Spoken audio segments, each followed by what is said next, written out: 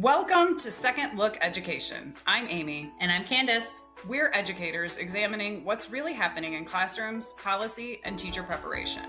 When joy is treated as optional, when professional judgment is replaced by scripts, and when compliance is mistaken for quality, both teachers and children pay the cost. This podcast is our refusal to normalize that. Are we educating for compliance or for a future of educated critical thinkers? That question drives everything we do. Each episode starts with a real moment from education, something observed, experienced, or encountered that made us pause and ask, what's actually going on here? We dig into the complexity, we reject false binaries, and we refuse to pretend that what we're seeing is sustainable. This is Second Look Education. Welcome back to Second Look Education Podcast. Today we're going to be building on a prior discussion and taking another second look with Amy leading the way. All right, so last time we talked about LA Unified School District's decision to develop limits and guidelines around screen use in schools. And the whole premise of this is we're moving beyond phones, which has been a big part of the conversation, into school-issued devices like Chromebooks and iPads and digital tools like that. We sat with this question, which is what changed that made this necessary now? And by the end of that, we talked about how technology was expanded and accelerated and became normalized in our schools. And that's where this episode is going to start. So because, the second largest district in the country stepped back and said, hey, wait a second, we need to evaluate what screens look like in our schools and how we're using them, and should we get some policies in place for parents and guardrails, right? Like we talked about, and not to pretend that technology has no value, but to really look at how we're using it, what we're using it for. And so, like I said, we're coming back to this like normalization of it. So that's kind of where this episode is going to go. We're going to talk about how this became normal in our schools, because this is what a lot of classrooms look like now. And so as I was preparing for this, I was thinking about, my recent, semester in schools and with my own children, some examples of what screen use looks like in schools in case you might not be in schools, right? Mm-hmm. So a couple of these. So the first one is all around slides. And we talked about how I've been in a school where we had a student teacher in a classroom where everything was on slides, and that, some of them were publisher created. Some of them like linked to assessments or videos or things like that. But the whole day lived on a screen. The teacher had the screen, the slides up all day and that's how she organized her day. And so that was one example. Another one is, I think you mentioned like an iPad school, and there are a couple in the area where everything is Apple. And so all the kids are on Apple devices, and that the teacher's mirroring the iPad on the screen, and usually there's no paper pencil. No, and we're talking, this is an early childhood classroom. I was referencing, they didn't even have a classroom library anymore. So there's no physical books at all in this early childhood classroom. And another example is just like using one-on-one devices for everything, get on the app, do the curriculum, whatever, practice. Even, now we don't even have snow days, right? We have remote learning days. So bringing the device to and from school has become the norm. Been in a kindergarten class, we're in early childhood, so they're all, preschool to grade 2, where the direction is just go on your Chromebook, and kids just put their headphones on and click around. And this is, while we're there for observations. Brain breaks are videos now. We're putting, unfortunately, I see this, streaming read alouds. Instead of the teacher picking up the book, they'll put someone online, a video, someone reading a book. Videos during snacks, videos during transitions. Our calm down time is a video, right, of like breathing exercises. Any moment of boredom or waiting or, informal conversations are almost gone from a lot of classrooms and for our youngest learners. Yeah.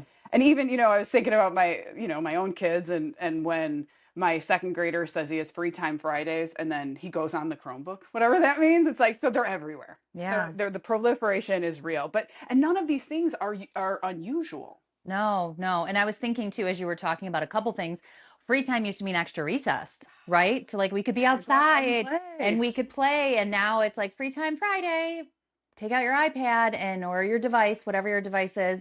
And so when you said that, that really struck me how soon that changed. Because even when I was still in the elementary classroom, extra recess was like the thing, which we also, that's a totally separate conversation when we can question like why they need extra recess and why we aren't giving enough. But that's a whole separate thing.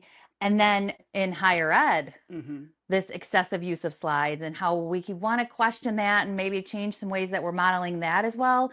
And I know pen and paper is coming back a lot more to that, but it's so normalized, right? We throw up the slides, the students work on their devices, then we complain that they're on their devices when we're teaching and not paying attention. But what do we do when we're in a faculty meeting, right? So like it's this just normalizes, you keep saying, situation where it's expected that we're just supposed to be on a device and connected all of the time. Yeah. So that's what this conversation is. It's looking at digital systems that have been woven into the architecture of what classrooms and schools look like now. So our question that we're going to sit with is, how did screens stop becoming a tool and become the system? So technology used to be somewhere else, right, Candace? We used to go to technology. Go to the lab. So I know we mentioned in the last episode that when we were talking about technology, that we used to go to the lab, and it was like third grade when that first computer came in, and it was Oregon Trail, and we were all excited, and then we were learning to type. All the way back to the 90s. Yes. Okay. The 90s. The 2000s. Well, this is back to the, because I'm talking about us as kids, right? And it was because we've lived through this huge transition, so it's probably why it's even more bold for us and for, some of our parents too, is it was exciting to go to the computer lab.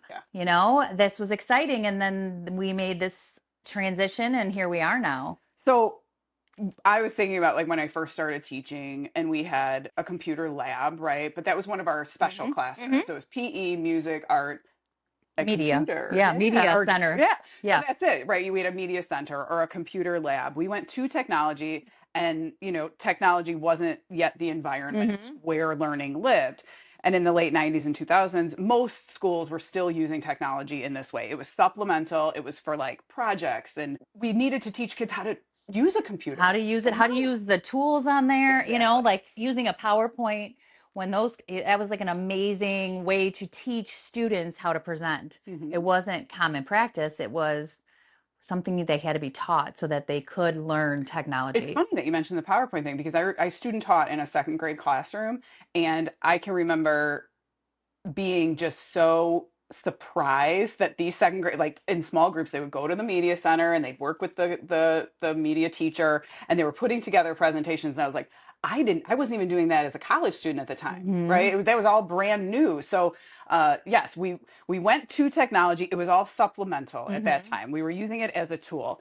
And so by the late 90s and early 2000s, schools were operating inside, as we've talked about in previous episodes, this broader educational reform. So shaped by standards and things like Goals 2000 and No Child Left Behind, these accountability systems, and policymakers were calling for classrooms to be 21st century ready, right? Had to get everybody ready to be in this technologically advanced world. This seems to be a common practice, right, in education, where we start to compete with something. So it's, it was, space. Sputnik. Yes.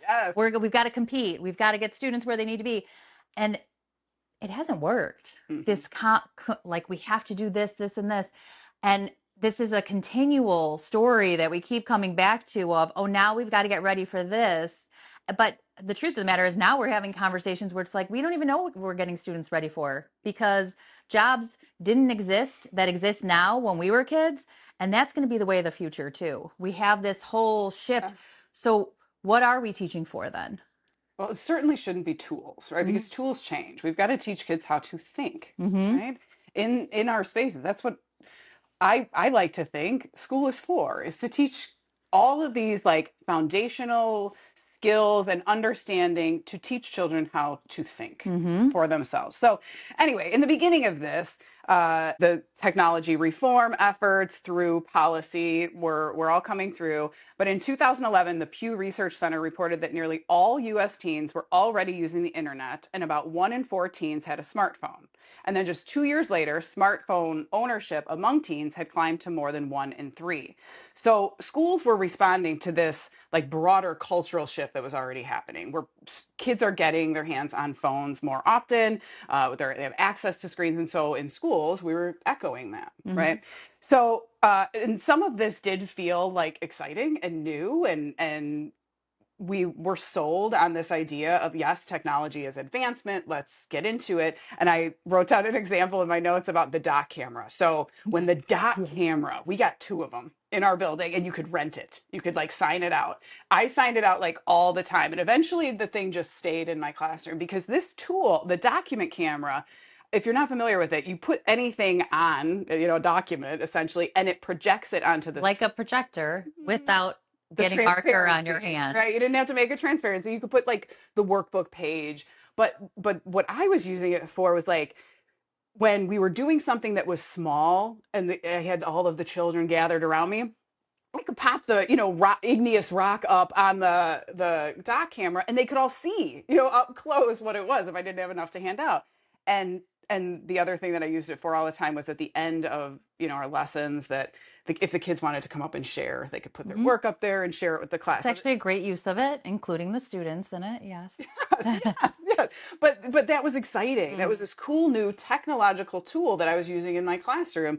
But things like it started coming to us is what I'm getting at, is that eventually we all got document cameras. Well, that reminds me of when the smartboard was on wheels. That was my next thing, is the smartboard. And so that's what happened.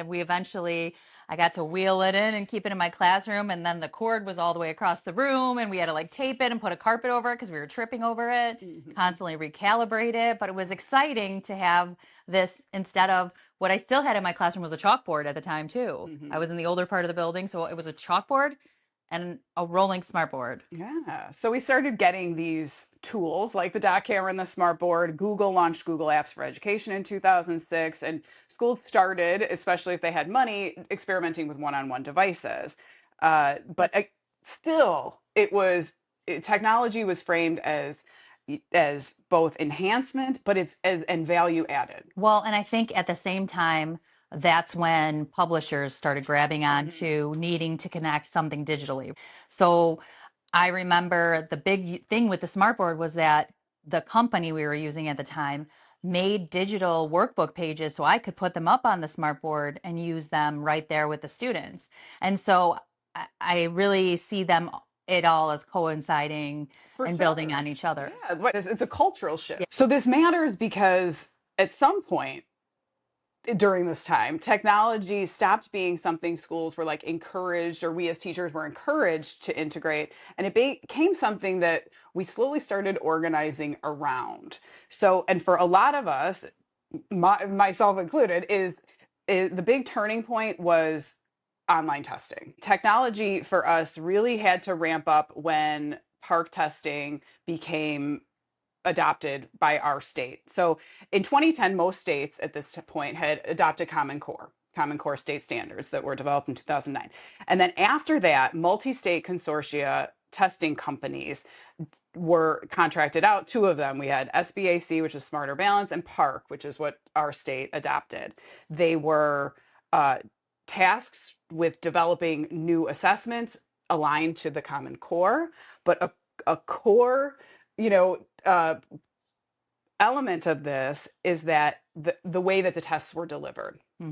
So we went from our Illinois Standard Achievement Test, the ISAT test, and all iterations. If you want to hear all about that, go back to episode 4 where we break down high stakes testing. But field testing for PARC began in 2013-14, and I remember that because I was teaching 3rd grade and we opted for pencil paper still. But they were field testing the online versions.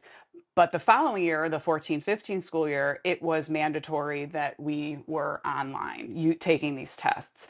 And I don't know if people outside of education fully understand the infrastructure shift that this created, because all of a sudden, we didn't just want technology in our schools. That's how it was always framed. Well, it's something, there's not enough money for that, right? All of a sudden, we needed it. We needed it to Well, test. and here's what a lot of people don't realize is we weren't ready for it because those first tests were a nightmare and their system shut down. We had students sitting at devices waiting to take this test that most students already are stressed about. The teachers are stressed. We had no answers. We're thinking it's our system. It ended up being their system. And then the next day you have to come back and say, okay, we're going to try this again. And so that says a lot too, right? So we're pushing the system that we weren't yet ready for. Absolutely. So as schools become used to this and get ready for this, is that we needed in our schools these not only functioning devices for every student, right, to log in or access to that, and which be if they didn't have one-to-one devices, which is what we ended up getting at that time, that you had both the devices or the labs that kids can go to, but like the internet access, the bandwidth, like you mentioned, the ability to log in, technical support for just to administer these tests online. Park and state technology readiness documents from this time period emphasized device capacity, like I mentioned, bandwidth, infrastructure trials, these scheduling logistics, and technical preparation for online assessment administration. So schools were suddenly, like your school probably was asking itself, you were in charge over there, do we have enough functioning devices?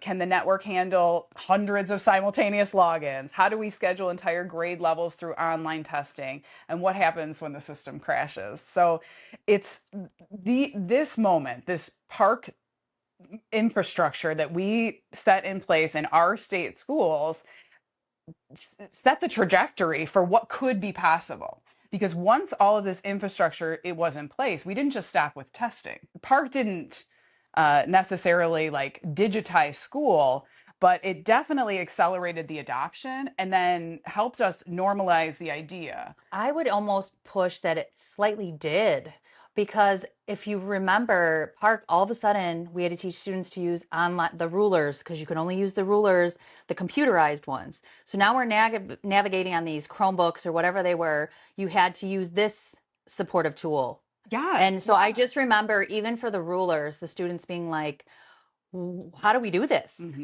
How do we use these? I can't figure it out. And then being frustrated and not being able to. So then eventually you've got to teach them how do you do that? You're prepping them for the test to use these online tools to take this test. Yes. That was, originally something we passed out those rulers. We did. You handed out the rules and then you had to take them back. And not that I think any of those students were going to be cheating with those rulers, but you're right. I do remember the kids having extra sessions in the computer lab around this time to learn. There was also like the highlight tool. All of that. Had to navigate flip screens Yep. between the questions and going back in the passage. So you had to teach that. Yes. Right. And so like you mentioned, how valid were these assessments if they don't even know how to utilize the tools within them? And even if we did start teaching those tools and try to give the support when things lack up or get frustrating with this newer technology at the time, what happens with students? Forget it. I'm done. Especially after a day where they couldn't even log in and we had all those issues. The next day they're like, okay, whatever. Yeah. So this continued, right? We still have tests that are administered online, and we set up the infrastructure in, let's say, 2014. So, and after this time period, Chromebooks were becoming dramatically easier and accessible for students, or schools, I should say, to scale and bring in. Google Classroom launched in 2014.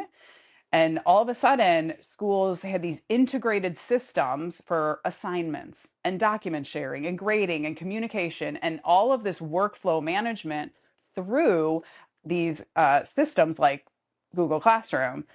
So the shift became deeper than just the device, because now learning itself was increasingly happening inside the platforms.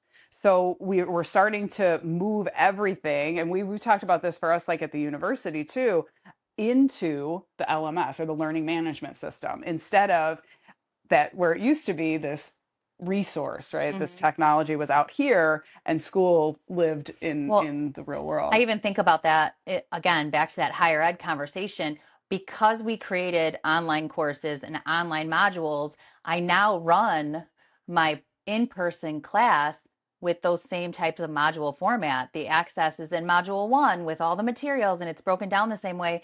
And it's just what I do. Yeah. It's that normalization that you keep talking about. Yeah, because once the workflow is in the platform, then the platform starts influencing the workflow. Yeah, right. It becomes so much easier to just submit it online than to collect the actual papers. Once that starts happening consistently enough, like you said, it starts to change what feels normal. Submitting things online feels normal. And it's weird when I collect paper pencil for my students. They're like, wait, you're going to collect this? I have to write this for someone else to read. Things like constant device access feels normal. Learning through the platform feels normal. And eventually digital systems stop feeling like a tool in school, and it starts feeling like the environment that school happens inside of.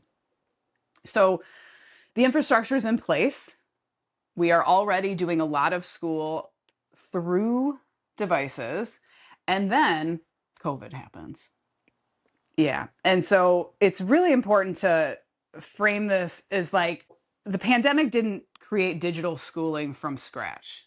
Like we've already established, we were setting this up in the background and almost unconsciously developing this system that was perfectly set up for a global pandemic and having to access school and learning and work from home. Right. The building blocks were already in place, but COVID accelerated this to a scale that I don't think any of us could have really. No, and I honestly don't even know if we realized what was happening at the time, because we know in terms of equity, not everybody had access to devices, right? So we talk about this, it becomes normal and these things were happening, but there were still places where not everyone had devices.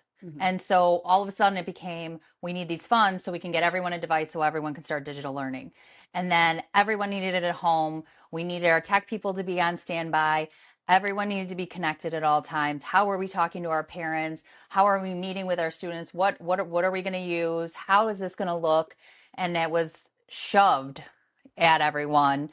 And I look back, it was a highly stressful time as a principal at the time, but I look back at just the adaptability of the teachers at the time.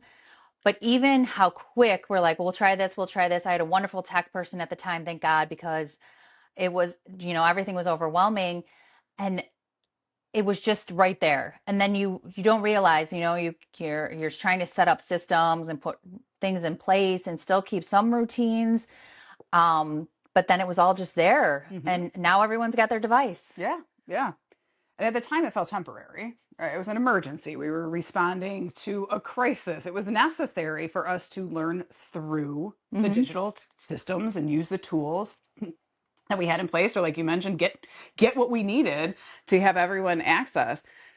Because once our schools built our entire systems around this digital continuity, those systems, they didn't disappear. No. After. No. And I just think back to the struggles. Talk to a preschool, kindergarten, you can talk to any teacher, but talk to those younger ages where they were trying to make a class for their preschoolers through video, and just how unrealistic that is. Oh, my daughter was in preschool. Okay. Yeah. I remember her logging in with Sweet Miss Janet in there. They were singing their song. She's got 20 preschoolers. I'm like unmuted. It was, it's almost surreal thinking about. I know, looking back. I mean, I had a 5th and a 8th grader. Yeah. And so I look back to the struggles, especially with my 5th grader, trying to keep him online, do my job. And so I had that empathy for the parents that I was like, hey, just try to get your kids online the best you can. Right? Because that's all we could do was the best we can. So the systems didn't fully disappear after the pandemic. They folded back into our everyday schooling. And this happened at an incredibly vulnerable time period for us. We're trying to maintain instruction. We're all wearing masks. We have to social distance. Their desks can't be together. I want to emphasize that's already a divide we had. Yeah. So we're divided in all these ways. We're still pushing the devices in the classroom, but our devices had to be ready to go, because if that classroom closed, we shifted to online learning. Yeah. And so it was this constant, all these things happening, but then on top of it, it was this device decides if we continue learning or not. Yeah, right, because we all need access. So it wasn't about like individual teachers like putting kids on screens. This was institutional adaptation under enormous pressure. And at the same time, the pandemic normalized our digital dependence in ways that would have seemed almost unimaginable a decade earlier. So we had, like you mentioned, we had video calls in elementary school. We had all of these learning management systems that we were using. Our one-to-one devices became even more deeply embedded in how school operated. We were pulling them out more in classes, right? We had the carts in everybody's class now. Go get your Chromebook off the carts. And now, once we returned, kids knew how to use the devices more readily. We also didn't, a lot of classrooms didn't even have carts anymore. Now you had your charger. Make sure you charge up the night before. You're ready for school tomorrow. And these platforms that we were using, we continued to use. Exactly.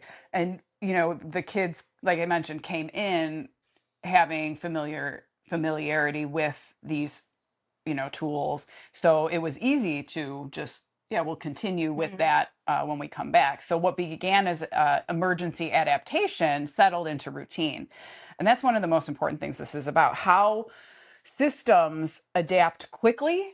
And then we stop noticing that adaptation altogether. And I think that's what has happened. At least that's what it feels like. It just feels just as it is. Yeah. And you don't realize it's happening. Right. And even as you're talking, and I'm thinking back pre-COVID, and just the transition and how rapidly it made. And I mean, even as an administrator at the time, I was guilty of this. I was purchasing these programs and platforms to continue on so that my students and teachers had access to this. One thing I do know that we did have to have a discussion about was my teachers setting some boundaries, because we were all so accessible through various platforms. Right. Parents would text and expect immediate responses. And so we had to put some things in place to say, no, you need to disconnect too. And I was just as guilty. But I'm thinking about in the classroom, it was this encouragement to use these programs that just became, go grab your XYZ and we're going to do this. And I'm really thinking about how I didn't even realize this transition, how fast and hard it happened. Because it's like, how did we get here? Yeah. And now as you're breaking it down, I'm really thinking about how I wish I would have thought or noticed. I mean, I know there was so much happening at the time, but I almost wish I would have to say, hey, how about we don't do that? Let's do something different. Think of other options. Well, and that's what makes the LA, policy decision so important. It's that. It's exactly that. It's, what? Wait a second. We need to look at this. It accelerated too fast, too quickly, and we didn't even notice. We didn't even notice. Well, I mean, there's a million things happening around it, right? Yeah. Because now, these structures, it seems ordinary, right? Kids moving through apps, digital curriculum, looking at a book online, Chromebooks during free play, it all feels normal. But historically, like, this is a very short time period that we have made this shift. I mean, what was so it, rapid. 2020? It's 2026, right? As you say, it's only been 6 years since COVID happened. All I can think about is how rapid that short transition happened. So as we're talking about our own childhoods and coming through Oregon Trail and these typing programs that were so important, and then moving into Chromebook carts and building, and then 2020 hitting, and all of a sudden it's, can I be, certified in this? I'm going to be the person that's going to share this information. How are we going to communicate? Parent teacher conferences. I mean, that is a benefit that did come out of that. I do have to say we had 100% participation in parent teacher conferences, because if parents couldn't make it to the school during the hours of parent teacher conferences, they're able to still have that conference. Now, as still 1,000%, you've all heard me say face-to-face is better. There needs to be dialogue. There needs to be conversation. But sometimes that's not realistic. And so parents care. So this was a great way to say, okay, if you can't make it, let's schedule this online meeting. So I think what's important to say is that we're not saying technology is bad, but we've normalized it as in our abilities to function as an educational system. And we don't need that anymore. Our students know technology better than we do. These aren't tools anymore. These are like a part of life for them.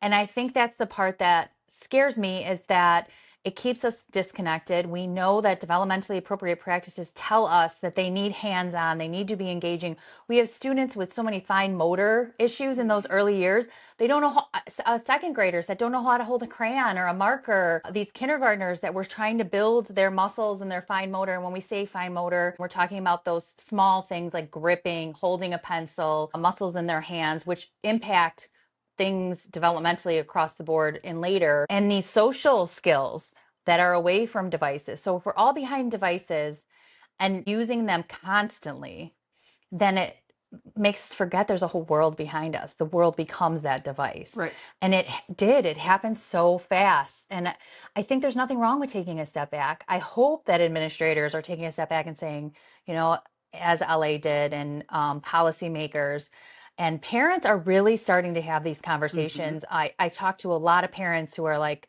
why do these devices have to be in the classroom so much? While some parents do allow more screen time than others in their home, there's a big movement of no, put it down, go do something else, right? And I think this is important for this conversation too, and to understand that publishing companies and corporations and tech companies have now stepped in and they're deciding how and what learning looks like in our classroom, and they're not educators. Right. And I think that is a really important part of the conversation too. And some schools and districts are so entrenched in digital learning through devices and through platforms that they don't even know how to approach parents when they ask to opt out of using tools. They're like, we can't opt you out. It's too embedded in what we do in this school. So like you said, it's really important for us to reflect on how we can both move away from it, but also just like question everything about it. What are we using them for? How are we using them? What is removed when we, use a device instead of a analog tool? Right. Well, and I know a lot of parents might not know that some IEP accommodations you can actually ask to have paper and pencil.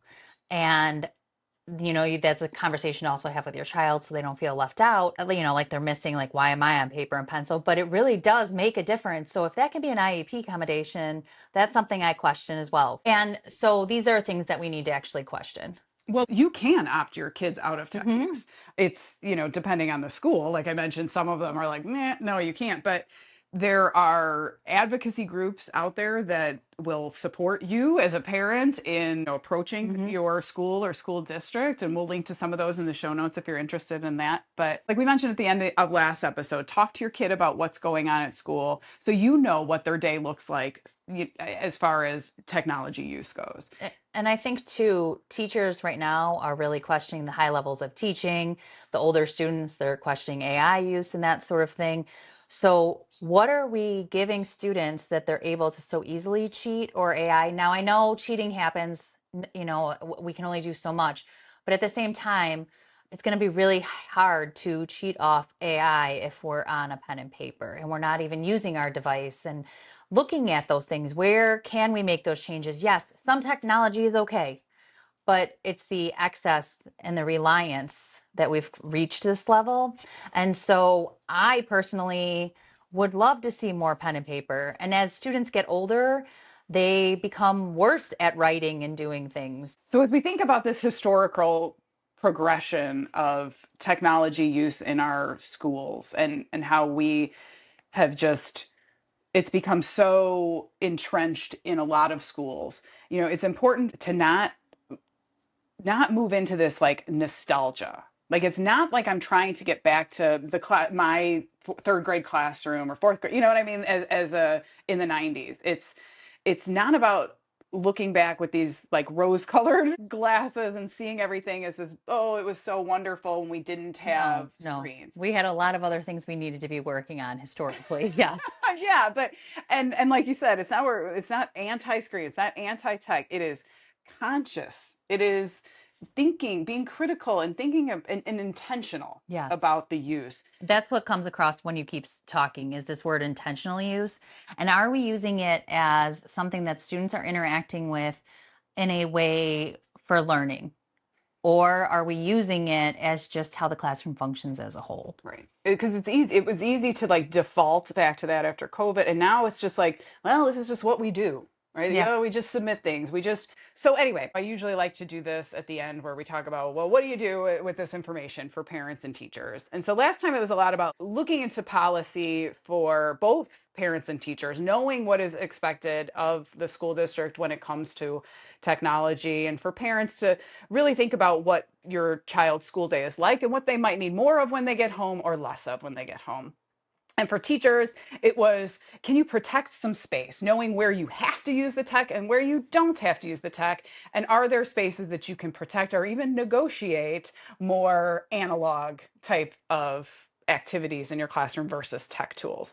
So, but for this one, I was thinking more about how the patterns in schools, what we saw as far as, something being introduced as useful and helpful and efficient and convenient and supplemental. And then slowly it expanded and it integrated and accelerated and became normal. And all of a sudden we stopped feeling like it's a choice. So the thing that really is sticking with me and what I wanted to bring to the end of this is I don't think this only happened in schools. And I think I think all of us lived through this personally because our phones became constant and notifications and streaming and access and communication moved into platforms and entertainment became not only on demand, but individualized, right? We can curate our algorithms and our feeds to be what we want to see. So over time, we also, at least for myself, I think a lot of us stopped asking, like, how much of my day is actually happening through a screen? That's a very powerful question. A lot, Right? a lot, as we're hopefully being listened to right now. On a screen, right? Or even things like what changed in my attention or my relationships or my habits or my tolerance for boredom or my ability to sit with one thing at a time. I mean, look at marriages. How many marriages are disconnected because you're sitting behind a device, not looking at your partner and having a conversation? Or families, there was already this issue of like how many families actually have dinner a couple times together a week at the table, and the importance of put the devices away and sit at the table and engage and have conversation and look at each other. Yeah. So the question I want to leave us with this episode isn't just what happened to schools, but it's what happened to all of us during this time period. Because when you line up the timeline, the smartphones, the social media, the streaming, the algorithmic feeds, the remote work, right? Remote learning, a lot of us were adapting right alongside schools. So one day you look up and you realize my attention, my routines, my relationships to technology are all completely different than they were 15 years ago. I mean, okay, 15 years ago, you guys, that's 2011.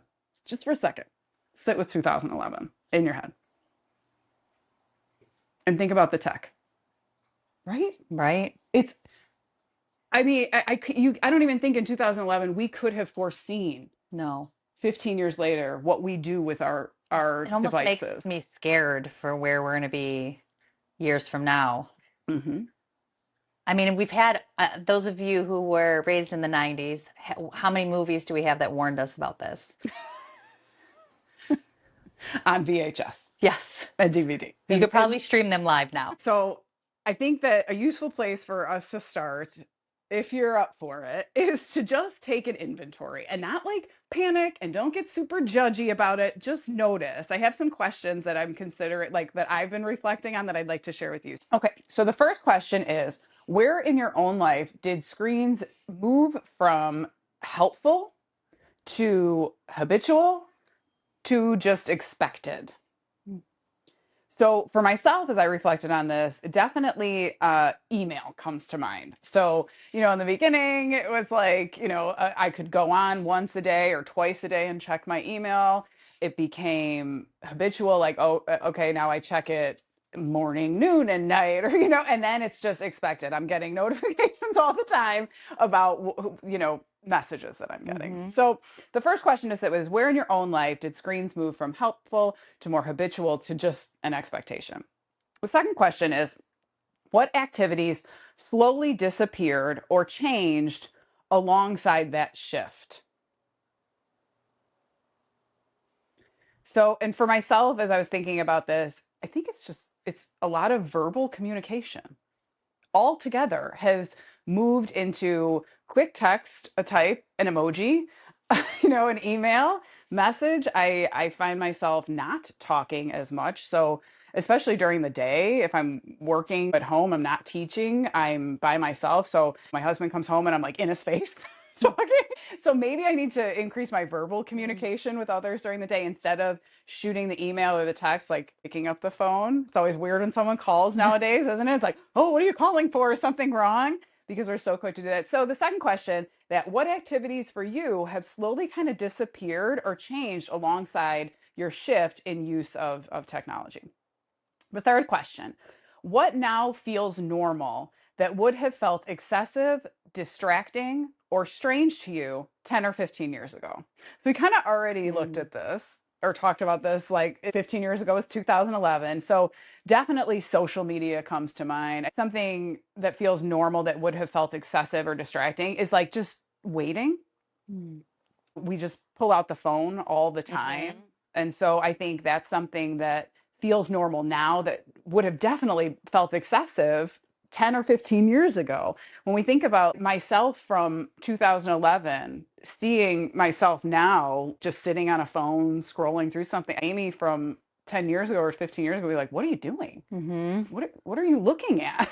Like it just, we've just normalized this so much. It's so entrenched in our lives now that I think reflecting on questions like this is important. So number 4, what screen habits still feel like decisions and which parts feel automatic? So for myself, as I was thinking about this, some of the examples I wrote down were things like checking my phone first thing in the morning. It now just feels automatic. And so, if I turn my alarm off and automatically pick my phone up, that's something that feels less like a decision and more like this is automatic. Things like, just listening to a podcast while you're like folding laundry or doing housework, where, maybe it feels like it's automatic instead of like an intentional decision. Unless you're listening to our podcast. Yeah, that's fine. Even things like one that I do all the time, which is like so silly, is putting places in, like in my GPS that I go to all the time. So it just becomes this like automatic thing. And so I think that part of why the school conversation feels so like emotionally charged is because it didn't happen separate from us. The schools didn't develop in a vacuum. They changed alongside these broader cultural shifts that were happening to all of us in real time. And so I think this LA moment feels really important now because once we start questioning what became normal in schools, we might also start thinking about where it became normal everywhere else. This isn't really a story about screens. It's a story about how systems change slowly enough that people stop noticing they changed at all. And maybe a second look starts with simply noticing. Thanks for sitting with us and asking these challenging questions and pausing to take a second look. See you next time.